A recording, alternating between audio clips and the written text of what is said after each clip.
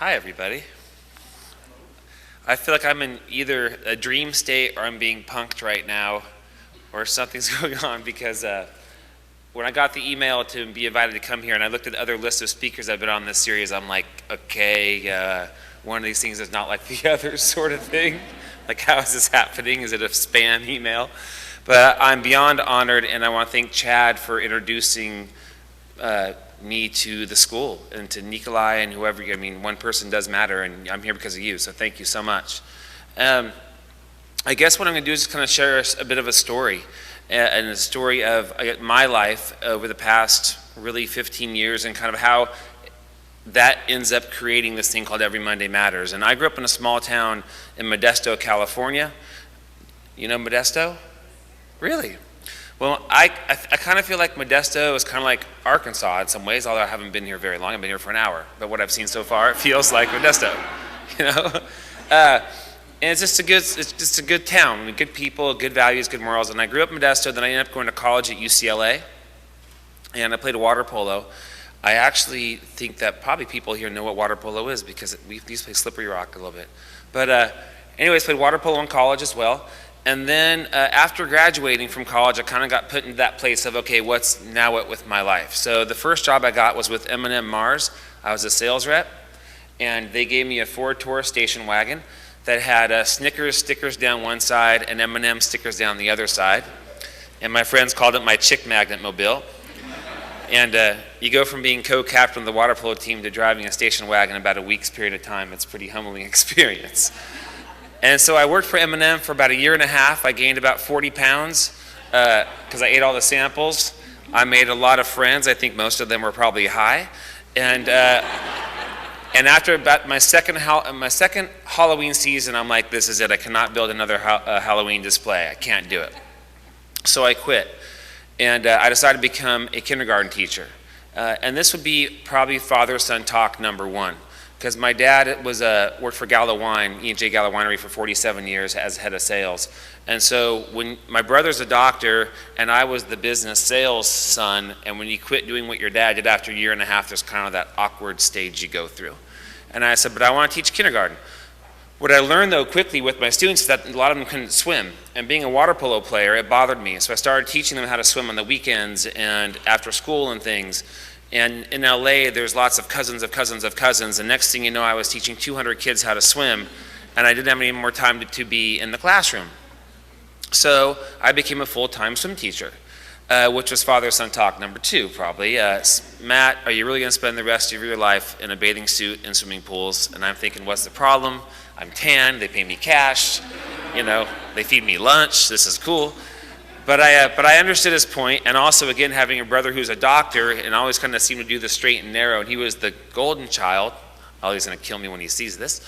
I thought, well, maybe I should get more like that, so I'll become an EMT. I'll get certified to become an EMT and be an ambulance driver. So I went back to school to study for that, and when it came time for certification and the ride-along, it was the scariest thing I've ever done in my entire life, and so I quit. And I never worked a day as an EMT. And so at this point, in order to not get kicked out of my family or the will or anything like that, I thought the best thing I could do was just go back to school.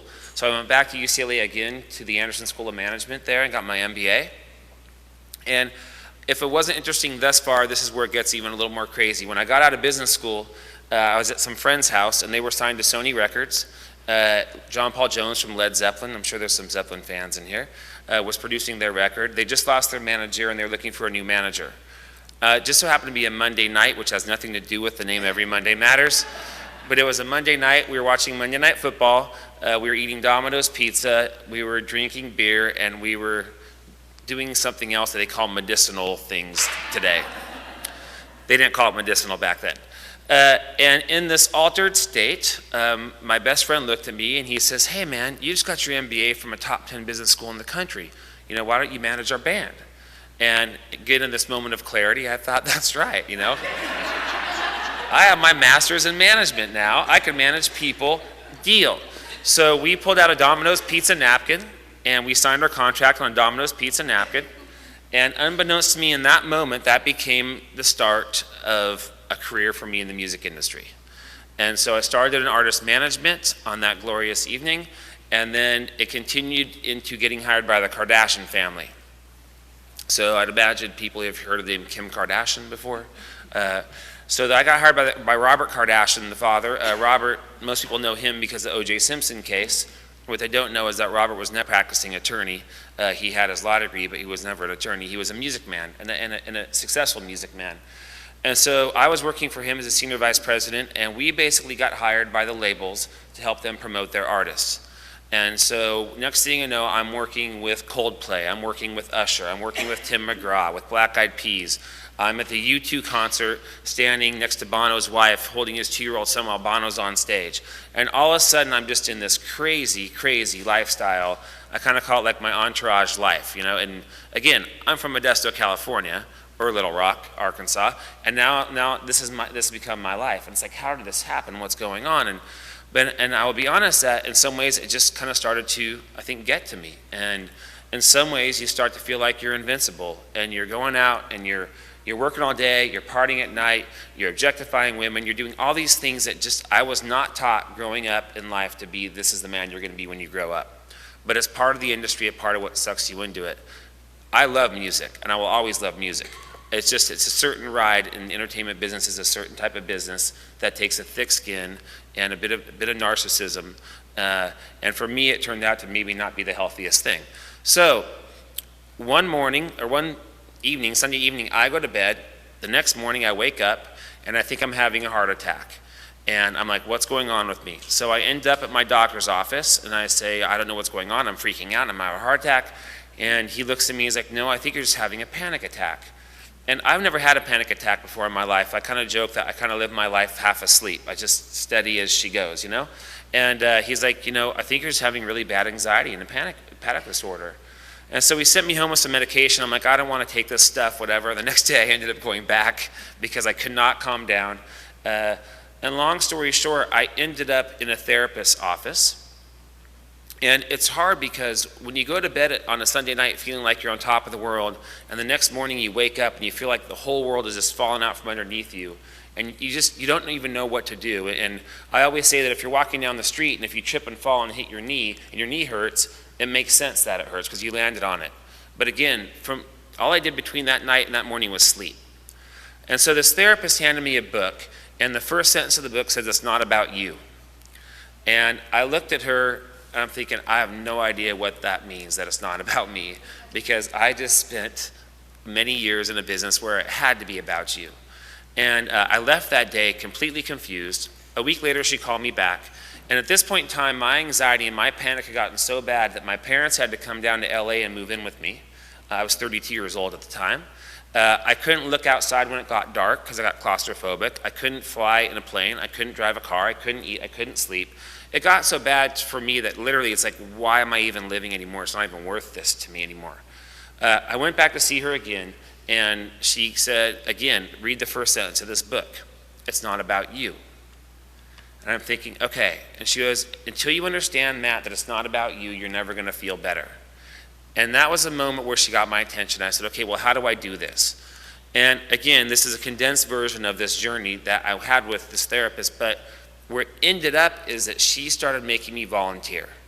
And so next thing you know, it's Saturday, it's college football, my buddies are getting together, they're drinking, they're doing their thing. Come on, Matt, let's go do this. No, guys, I'm going to go feed homeless people today. You can imagine how that went over. The next weekend, I'm going to go paint over graffiti. The next weekend, I'm going to go pick up litter. And so all of a sudden I started doing these things every single Saturday. And I joke now, it was every Saturday matters before I even knew this thing was coming. And all of a sudden I had this sense of purpose and gratitude and appreciation that nothing that I was doing before could give to me. And in those moments, by myself often, walking the streets of LA, picking up litter, I was the most at peace I'd ever been. And so in this place, still working in the music business, I was walking back to the office with a coworker, and if those of you who know Los Angeles, it's on Ventura Boulevard in front of Jerry's Deli in Studio City. And I picked up a piece of litter because in LA, all the drains have a dolphin on them, so you don't want the trash to go to the dolphin. To make a strong point there. I'm like, fine, I'm going to save a dolphin. I grab the trash, and he looks at me and he goes, what are you doing? I'm like, I'm just going to throw this away. Why? And he goes, because you didn't litter it there, so why would you pick it up? I'm like, because it's all of our trash. I mean, this is all of our problem. And it turns into an argument that ended with him saying, you know, dude, you're weird. And I was so ticked off by the argument that I went up to my office and I called Kelly Boza, who's the co-author of the book and a good friend of mine, and I said, listen, Kelly, I want to write a book.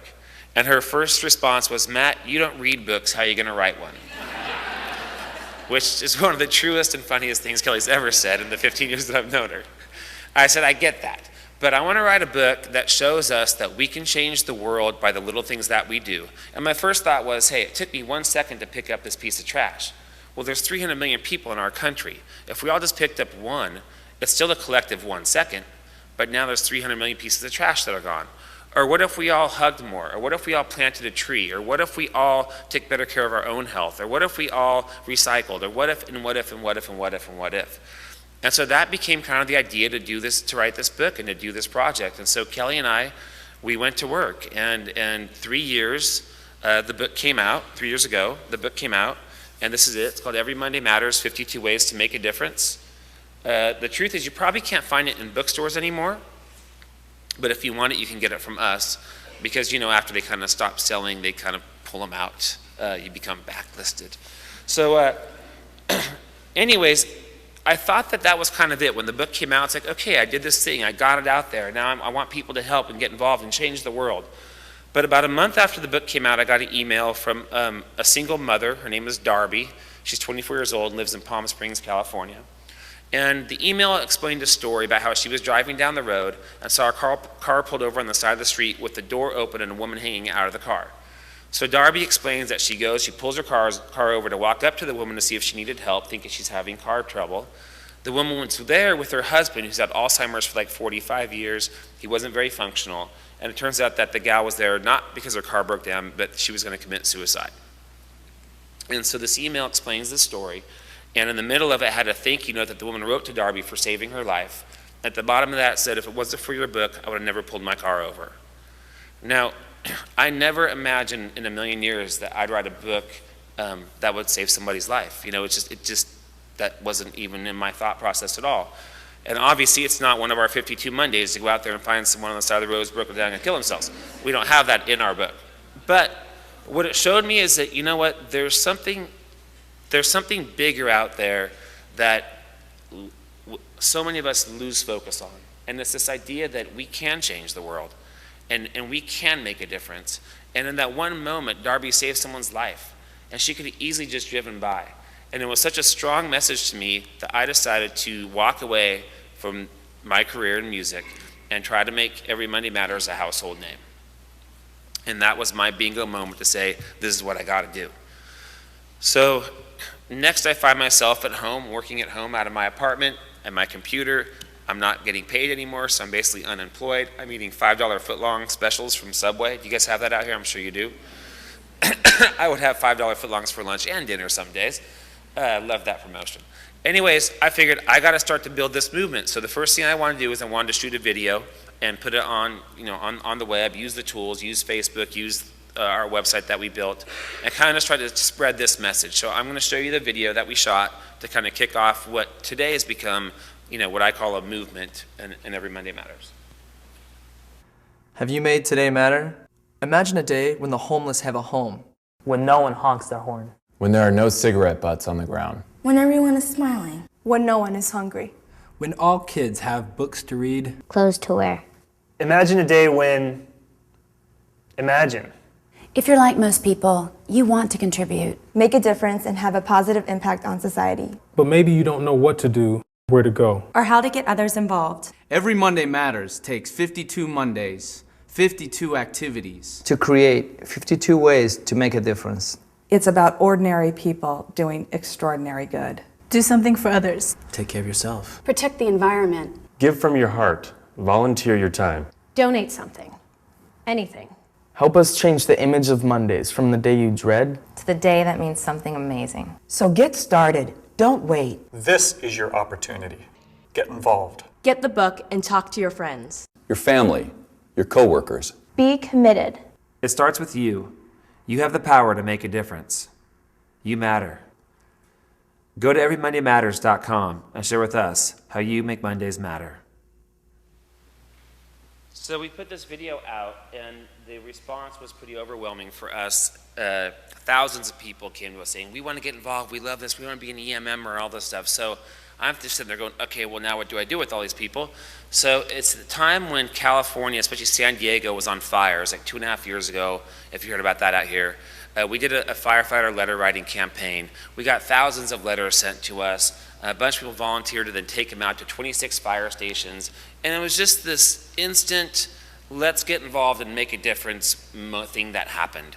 And it was just so moving to me. And so that became our first campaign. And then we launched another campaign, another campaign. Right now we're in the middle of a writing letters to military campaign. We've sent thousands and thousands of letters overseas from people like yourselves who have written letters to men and women in the military. And you and also kindergartners and also people who are convicted felons in prison. It's just been this whole thing that has really, really taken off. And then things started happening. We got a phone call from Oprah. And Oprah's like, I want you guys to be on my website every Monday for a year. So then we're on Oprah.com. We worked with Keisha Whitaker, Forrest Whitaker's wife, Keisha Whitaker. She blogged next to the thing on the website. So now we're on Oprah.com every single Monday. I get a call from a local newspaper saying, hey Matt, we'd like you to write a newspaper column. So I start writing the column every single Monday. Then that gets picked up by McClatchy Group, and they start sending that out and offering it to 400 newspapers across the country. One of the most emotional things that happened to me is that I got contacted from a group of convicted felons, from the woman who runs this group, where it's kind of like a rehab program for convicted felons. And they were using our book to help these men and women understand that there's still something in life that's bigger than them. And so they asked me if I would come up and speak to these men and women. I'm not a professional speaker. I spent my career managing people on stage. I was never the one on stage, but now all of a sudden I'm thrust into this role of being on stage.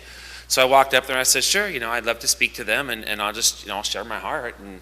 And so I walk in this room, and they open the side door, and in walks in this group of men and women, and what I was not expecting is that they were in full prison garb. So they had the jumpsuits on, they had the ankle chains on, the waist chains, the handcuffs to the waist chains, and they came walking in and sitting down. And I've never seen that in real life myself. Obviously we see it in TV and film, but I've never seen that in real life. And I just really kind of drew this blank, and so the woman in charge goes, okay everybody, well this is Matt, he wrote the book. Matt, this is everybody, go ahead and share. I'm thinking, oh, like where do I go? And so what I decided to share with them is just this idea that how much they inspire me. That given their circumstances, which is terrible, that they're still able to think outside themselves and think bigger than themselves. And I told them how much they mattered. And so when I was finished, one of the gentlemen stood up, and he was about a 6'6" Hispanic guy, like 350 pounds. I'm big, but he seemed huge to me. And he's like, hey bro, can I talk to you for a second? And I'm thinking, okay, what'd I say? Did I look at him funny? What's gonna go down here? And I said, sure, of course. And he said, no one's told me that I matter my entire life, and that's why I ended up where I am today. And he just broke and started crying. And so one of the things that we really learned from this is that this idea that you matter, it's so powerful. And when we first wrote the book, it was all about the numbers to me and the statistics. And I'll give you an example, and this is my pet peeve Monday in the book. It says, Monday number 20, don't flick your cigarette butt.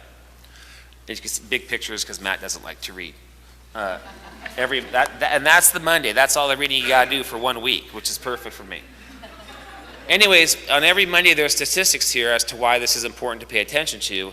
And every year in America we litter, not smoke, but we litter 100 billion cigarette butts with a B. 100 billion. And we figured out through measuring them that if you put them end on end, they go from LA to New York 337 round trips a year. So that's a cigarette butt freeway we build across our country every year with our cigarette butt litter.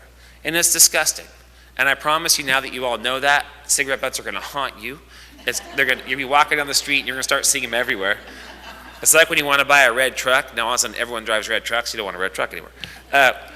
But it was really about the numbers to me. It's like, I want to change that number. I want to see more people donating blood. I want to see more people planting trees. I want to see more people exercising.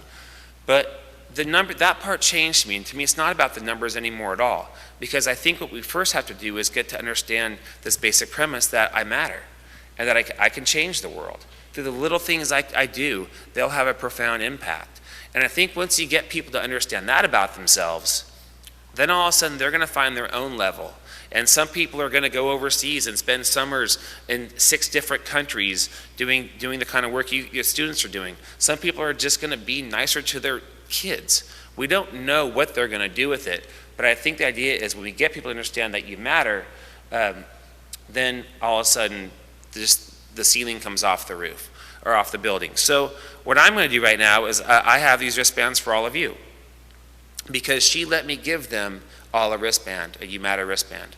And you can imagine the visual of a handcuffed wrist with a You Matter band next to the handcuff. And it's something I'll never forget. And so I brought all of these for you today. And I think I'm just going to hand them out right. This might be kind of unorthodox sort of thing, but then again, I kind of am too. So can someone help me just kind of hand these out really quickly?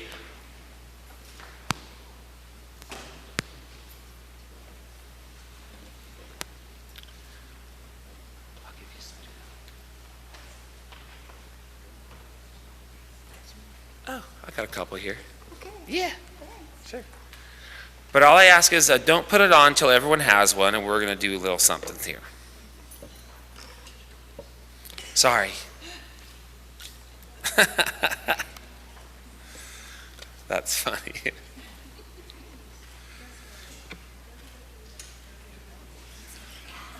Do we need more? I have plenty more. Are we out?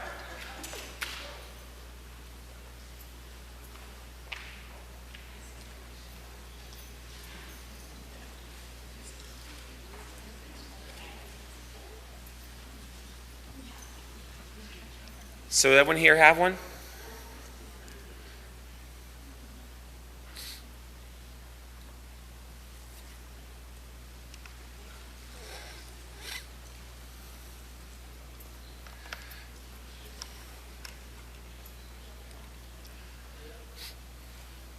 So this is what we call group participation time, okay, everybody?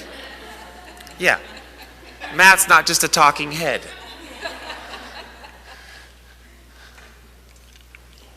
So another thing that I've really noticed is that there seems to be a lack of appreciation in the world. Excuse me. And I think we've gotten into such a fast-paced world of text messaging and this, and everything's so quick and shallow and surface.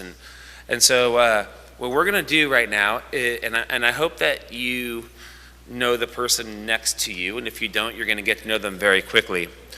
Because what you're going to do with your wristband is you're going to look at the person next to you and you're going to tell them why you appreciate them and why they matter to you and whatever else you want to share with them. And then you're going to give them your wristband, and the person obviously you're partnered with is going to turn and do the same thing back to you. Once you've exchanged your wristbands, then you can both put them on. And we could probably do this in about 1 minute. So let's just go ahead and do it.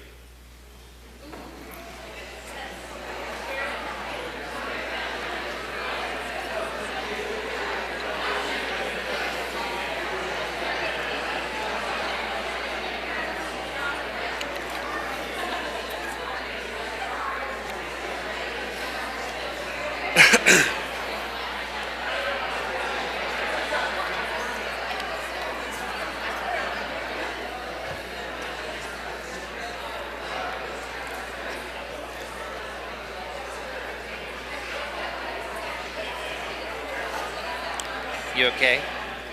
Good. I'm sorry. Yeah. Yeah.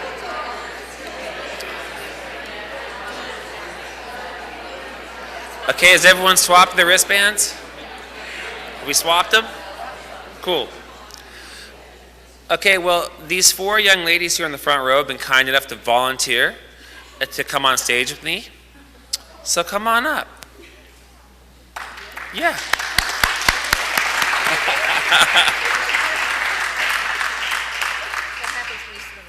Right, exactly. Okay, so you were partnered up here, right? Yes. So they've offered to share with all of you what they said to each other before they exchanged their wristbands. Okay. First? Yeah, sure. Okay. Well, I met Victoria when she came to be with her sister when her sister's husband died. She stayed with me and she became my good friend. We supported each other, and I appreciate her, and she does matter. And I appreciate her because she's such a good friend to my sister. So now you know why we cried. Yeah, we all. Thank you. Okay, stay here. Okay, your turn. Want to go first? I'll go first. This is the young woman, and she's just filled a friendship void in my life, and she's so incredible, and now she's my friend, and we spend a lot of good time together. Oh, wow. And Jane matters to me so much because she is the most amazing model of loving generosity and caring and unconditional affection I've ever known. I appreciate it. Now, because you guys were such awesome volunteers, you guys can arm wrestle over who gets what, but you each get a book, and you each get a You Matter t-shirt as well. So thank you so much for coming up. You're welcome. Thank you.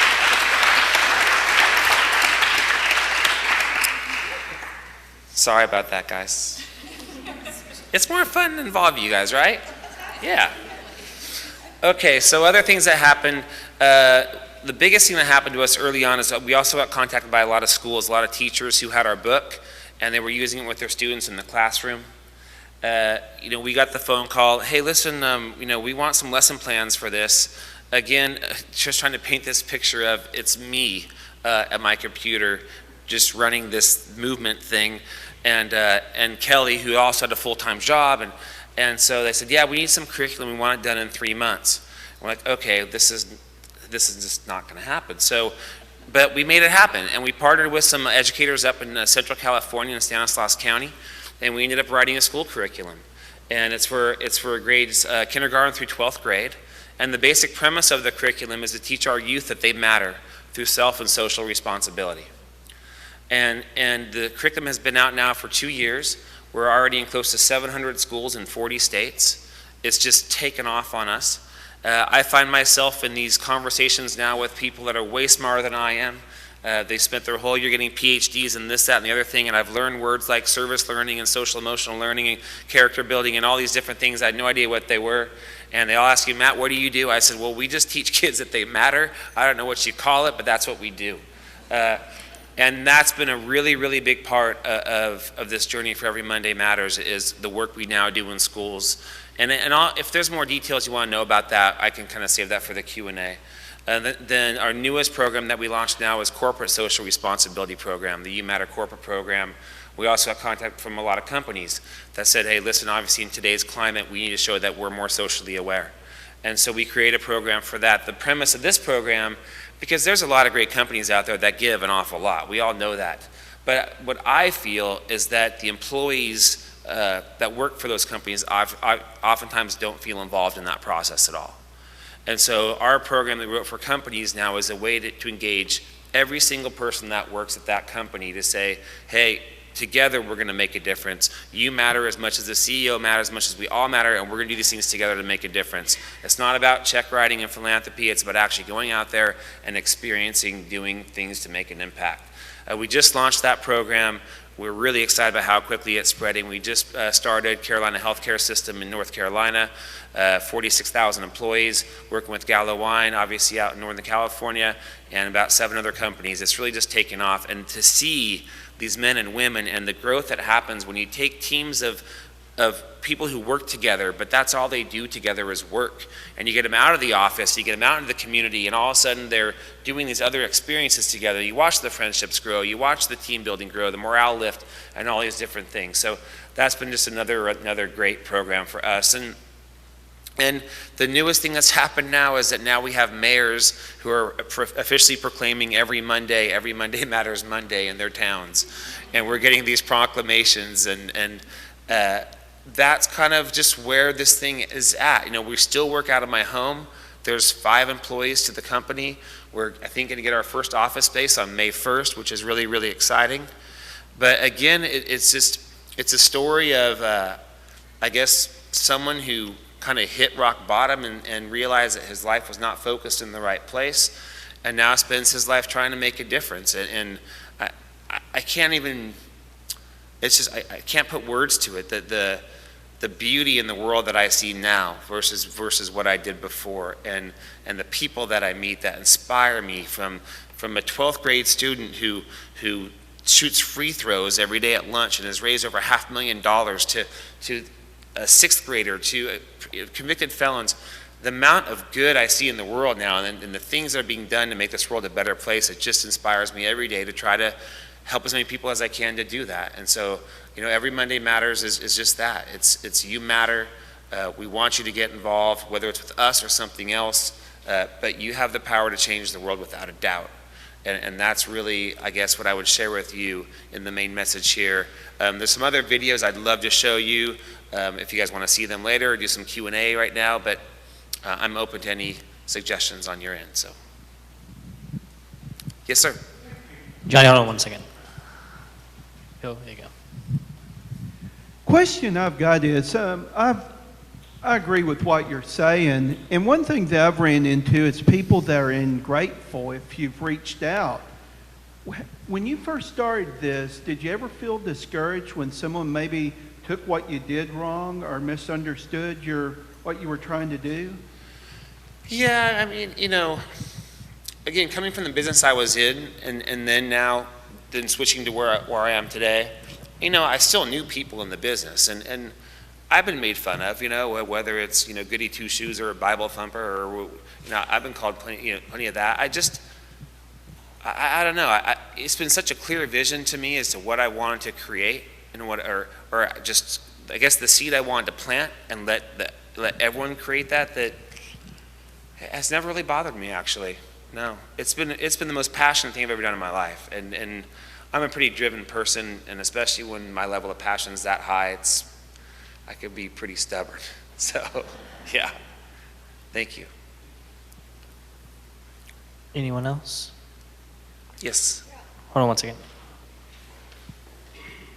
You're obviously using your MBA in this endeavor. Yes, I am. And to that note, my father, in his last 10 years of his career, was all about corporate outreach, community outreach for his company. And he was on 37 nonprofit boards at the end of his career. And so somehow the apple seems to have fallen back towards the tree again. And even the relationship we have now, and with my parents, I mean, I talk to them almost every day. And it's just all about this stuff, change the world stuff. And it's really, really, it's so gratifying. Talk to us about funding. You say you have 5 employees. Where do you get your money? That's a great question. We get 100% based on revenue we generate. So the revenue? Well, I basically live on airplanes speaking around the country. We have our corporate program that we sell to corporations and come in and implement, and our school curriculum as well that we sell and go and implement. Plus our merchandise, our books, and yes, we generate the revenue, and that's. I mean, I've liked it because it's been organic and the growth. We never wanted to come out and say, hey, listen, we're going to attach our name to some major celebrity and it's going to be this flash in the pan thing. Like, I wanted it to be organic.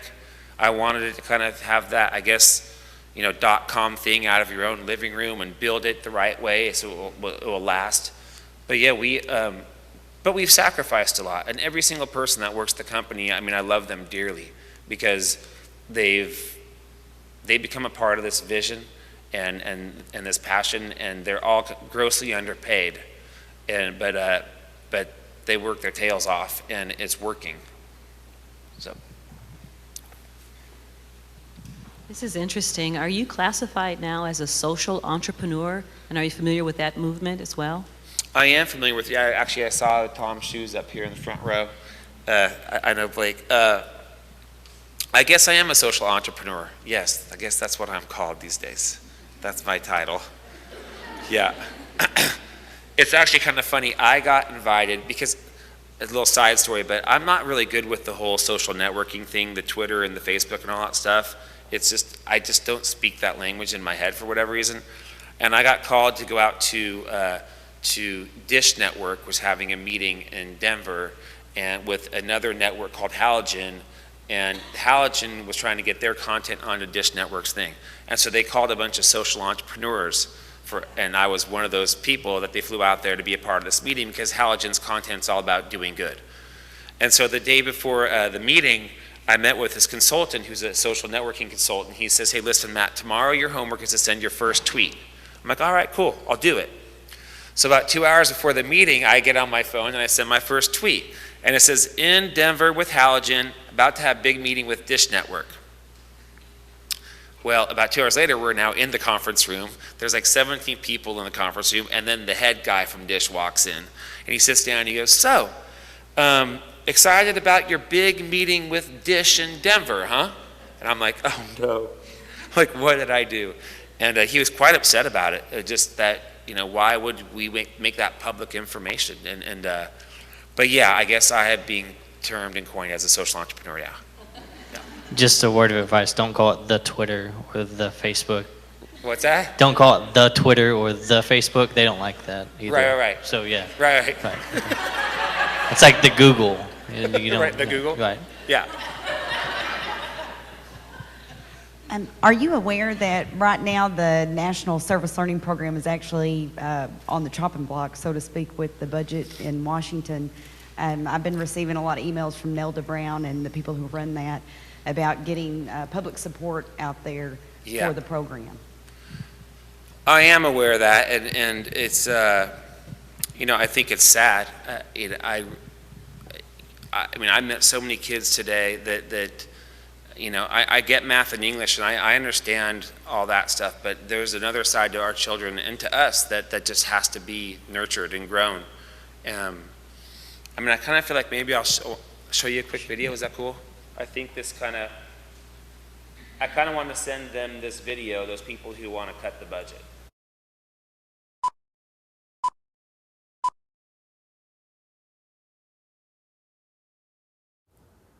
When we started Every Monday Matters, we set out to change the world by teaching people that they matter, that they can make a difference. We found a home in schools across the country, and we started impacting students' lives. This is one student who's impacted ours. I wake up in the morning, and I go and I put on my earrings, and I look in the mirror, and I say, Nicole, you matter. I love you. And I give myself a wink. This is Nikki. Secret to life, I think, is happiness. And happiness is made with love. I shared the You Matter message with Nikki when I visited her high school in San Diego. I realized, like, in that moment that I wanted to do what he was doing. I wanted to help people and help the community and help just everybody. Like, I wanted people to know that they mattered. Nikki's 18, she's a senior in high school, and she's homeless. I know that I matter, and I know that I can tell other people this and that they can feel love and happiness, that they matter too. Her mother is a drug addict with a boyfriend who was abusive to Nikki. He raped her, and she became pregnant. I see people that society has looked over, that they're looked down on. And like, I look at these kids' face, at these teenagers' face especially, and it breaks my heart to know that they think that nobody loves them. Nikki ran away at 16 years old, homeless and pregnant. I left behind drugs. I left behind my mother's craziness. I left behind my mother's boyfriend's beatings and prostitution and rape and being stabbed and being beaten and having my toes broken with a hammer. I left all that behind because I wanted for my daughter to have a better life than I could, than I could. I wanted her parents to do what mine wanted. Nikki had a baby girl and put her up for adoption.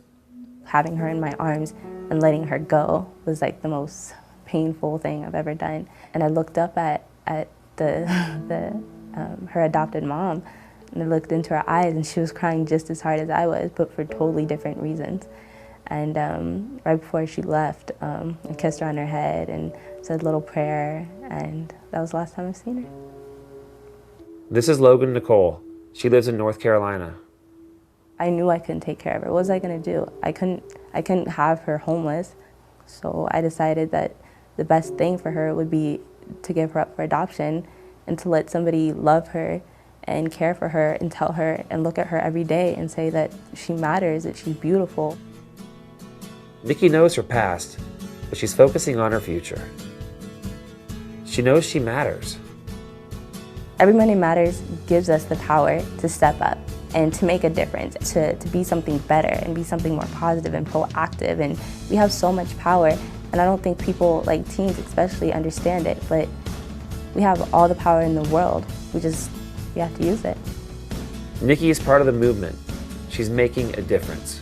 Why wouldn't we want something that's helping our environment, that's helping our community, that's helping our kids, our future generations? It's beautiful. Like, why wouldn't society need this? There are Nikkis everywhere, students that need to know that they matter. There's people that society has given up on, their parents have given up on, their friends have given up on, but when you hear this message, they know that they matter. It's awesome. Nikki is proof that we can change lives. It's exciting. I'm gonna go to college, I'm gonna have my own place, I'm gonna have great family and friends and be doing something for my community and for teens. We're not gonna wait. We're starting now. It starts with Every Monday Matters. It starts with you. It starts with you loving. You matter. It's changed my outlook on life. It's changed my personality. It's changed my career goals, and it's changed who I am and who I want to be. Every Monday Matters is power. We're not going to stop until every student knows that they matter. You matter. You matter. You matter. You matter. You matter. You matter. You matter! Sorry. Please stop it now.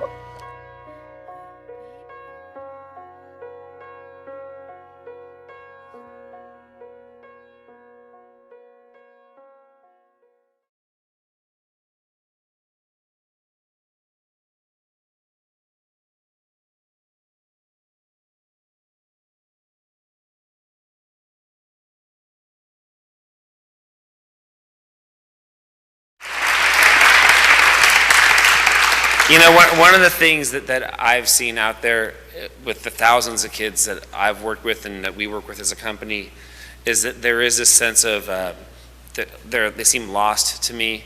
They don't seem like anyone hears them or understands them. And you know, our program isn't truly a service learning program. There are aspects of that to it, but it's also character building. It's also social emotional learning to it as well. And I mean, what I think about every day is that in America, 2,700 teenagers attempt suicide every single day. And I don't believe it's because they don't know how to read. I think there's something else going on. And so what we do is we go out there and we try to help them understand other parts to them as well and how much they matter. And I've seen kids' grades change dramatically. I've seen kids' attendance grade change dramatically. I've seen the relationships with their families change dramatically. It's just one of those things, and I'll tell you honestly, I mean, I sometimes feel dorky standing in front of people saying it's this understanding of that you matter, these two simple words, you matter. But I just see it over and over again, from CEOs to kindergartners to convicted felons to you name it. Once some people get that about themselves, something just shifts. And I hope they don't cut that budget, though. God, I hope they don't cut that budget, because that'd be sad to me. Will you talk a little bit about the curriculum of how you're able to use what you guys did in your book and kind of translate that to K through 12? Yeah. So basically, the curriculum breaks down from K to 2, 3 to 5, 6 to 8, and 9 to 12. That's the grade breakdown. It's very, very project driven. So every month, the students take on a new theme. And in that month, they work on it for an hour every single Monday. So the one might be called Detrashing Our School, and we teach them how to implement a reducing, reusing, recycling program. I mean, we've had schools go from 45 bags a day of trash down to 6 bags a day of trash in that 1 month of doing the program. There's one called I Matter, where we teach them what makes them unique about themselves, character, personality, these sorts of things. There's one called It's Our World, Let's Help It. I grew up in Modesto, California. I didn't know there was anything outside of Modesto, California. Well, it's good to learn about the world that we live in and to help in areas that need help and what we can do to do that. There's one called The Art of Art. 70% of public schools cannot offer art classes anymore for our students. I think that's terrible. 70% of our public schools don't have art. And that's, to me, another thing that I just don't get that. So we teach them how to create a self-sustaining art program at their school through the program. One's called A Healthy Me. It's all about exercise, nutrition. So there's just different sorts of things that every Monday, basically for a year, they kind of have this project that they come in and they do and they work on. And at the end of it, at the end of every month, I mean, they have something to show for it. It's a start and a finish to it, and they can see the result that they've achieved. And a lot of people ask me, why has it been so successful? Because, again, I've heard that even if you bring on 20 new schools a year with a curriculum program, that's considered really good results. We're now close to 700 schools in 2 years. I think the other part of it, too, is on the educator side. I go to these conferences all the time. I speak at these education conferences. Our educators are beat up right now. I mean, the budget cuts are working them. They have less tools to work with, and they have twice the work because now they have to educate. But now also, I believe, because there's been a family breakdown in our country, they also have to take care of family issues as well and teach these young boys and girls how to grow up properly. And so I think even with them, they understand how much they matter as the educator. I think that's part of why it's growing so quickly too, because then they can get that about themselves and then take that to their youth and to their students. And I think that's why it's spreading the way it is. Okay. It's coming behind you. Yep. Yeah. I didn't know much about the Facebook, and I accidentally found something called Spread the Love. And I didn't know that my son had started it. He's so humble, he didn't tell me that on his own he started this ministry called Spread the Love because he doesn't put his name on it. And every Wednesday he gets spread peanut butter and jelly sandwiches, and it just snowballed into now companies are giving him coats to feed the homeless. And it ended up in just a couple months feeding 100 people. And I just mentioned it to 10 of my friends, and so they went out and we just went nuts. And it's just kind of like a domino effect. So I can really amen that even when you don't know that your own children are doing it, it's like, right. I didn't want to get involved to kind of be in his shadow, but he said, Mom, I could use your help. And then his sister that I adopted was real depressed, and she said, I'm going to get out of my comfort zone. And she made like 4 crock pots of deer meat, fed all these people. But it's just people that are bored and have nothing to do have now jumped into this Spread the Love thing, and it's just gone haywire. And it's a purpose that they have now that Exactly. they didn't have before. I guess the reason I stood up was my son, most valuable player, soccer, had everything going, and his girlfriend broke up with him, and he didn't know why. She says she was depressed and whatever. He says, we just used to watch TV every night. He goes, now I've gone out, and he just has a purpose. He says he's got a vision. He's got stuff that he's doing. And he had climbed up the ladder to another company, and he's almost thinking of doing something crazy. Leaving the corporate world. But anyway, I just want to say that as a mother who didn't know much about, what's Spread the Love, and I started, it's my son, oh my gosh. That's great. Thanks for sharing. Right over here. Any other questions? Where would you like to see your movement in 5 years, let's say? In 5 years from now, that's a great question. I think that there's some other product ideas that I want to come out with. I think that the initial vision for this would be kind of like a chicken soup for the soul brand, where you'd have Every Monday Matters for kids, for moms, for whatever. The whole curriculum, corporate world, that was not in the forecast. But now that I see what it's doing, obviously bringing on more and more companies. I also think this gets back to the question about the education budget cuts. I actually think our companies also need to get more involved in the schools, because at the end of the day, that's their talent pool, and that's suffering greatly today in America. The amount of talented, educated students coming, even for the military, they're struggling with that today. So getting more, intertwining the community more. I definitely want to come out with a family program. that families can do together. I think there's a great space for a faith-based program of some sorts, not denominational, but just a faith-based program. There's so many, small groups. So, the whole world goes to church on Sunday. Okay, well, what happens Monday? It's good you went to church, but now how are we going to live the rest of the week? So I think there's that. I'd like to develop a team of trainers and speakers around the country. Right now we're in the talks about doing a television show, Every Monday Matters TV show. One of my favorite TV shows is Extreme Makeover Home Edition.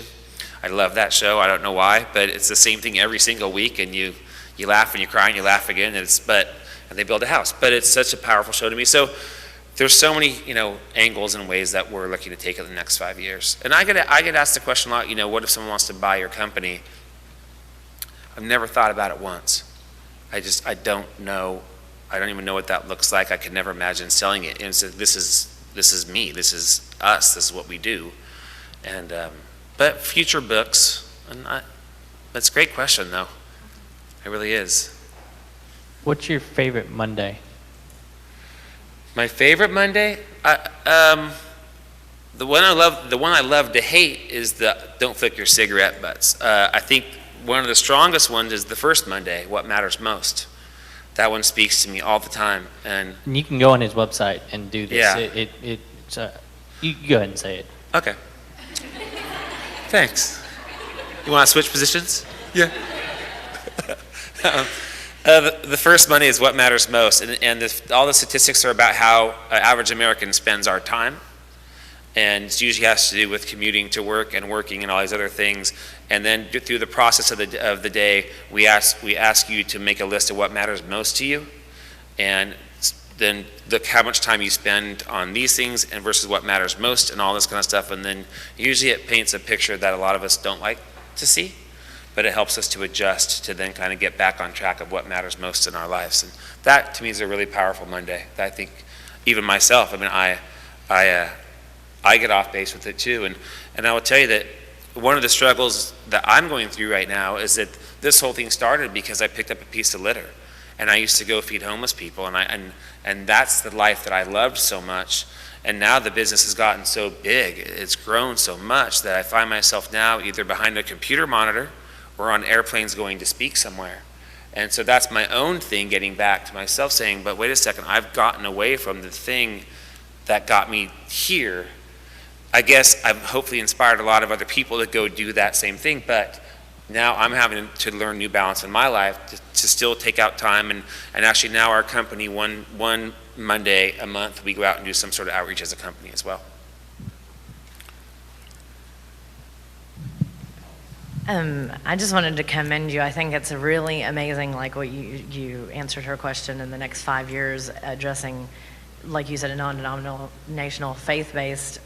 You're basically already like getting to people at that level where they're thinking that they matter, but yet they can impact those outside themselves and like do unto others as you would, do unto your world. And so that alone, without getting into any kind of spirituality or anything else, really gets people motivated to do and to be and everything just good, period. Yeah. And it's just amazing to not have to even categorize it or anything like that, and just what a positive impact. I mean, it's just, and you matter leading into that, like everybody's favorite person is typically themselves.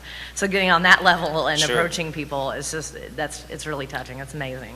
And I never want, I don't want religion to get in the way, because I think it often does too much. We have time for one more. And I need like 3 minutes at the end. Is that cool? Yes. Awesome. Matt, yeah. I don't want to put you on the spot, but talk to him. No, I'd like to suggest something. Okay, please. Okay, this would be something that would matter to me. Okay. So on some Monday, this is what I'd like. Okay. I'm an educator. Great. In Conway. My son introduced me to the kids he lives with in Kitale, Kenya. Lives in an orphanage.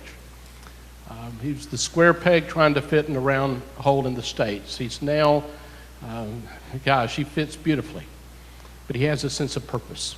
Mm-hmm. For the first time in his life, he really figured something out, and that is he matters. So it's just so aligned with what you're saying.